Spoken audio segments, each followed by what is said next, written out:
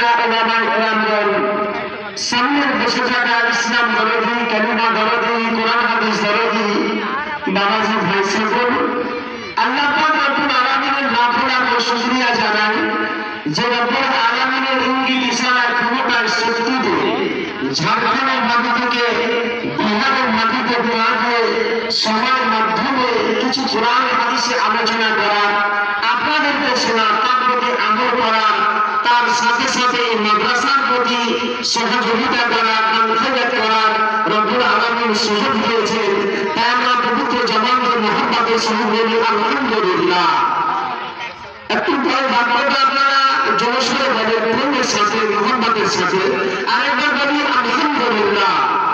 অতঃপর মানিরা দুলাল নবী মুহাম্মদ, নবী মুহাম্মদ, নবী মক্কি, নবী মাদানী, সারা বিশ্বের নবী জনাব মুহাম্মদ রাসূলুল্লাহ সাল্লাল্লাহু আলাইহি ওয়াসাল্লামের উপর শত শত দরুদ ও সালাম নাযিল আল্লাহু আমিন আল্লাহু সাল্লাল্লাহু আলাইহি।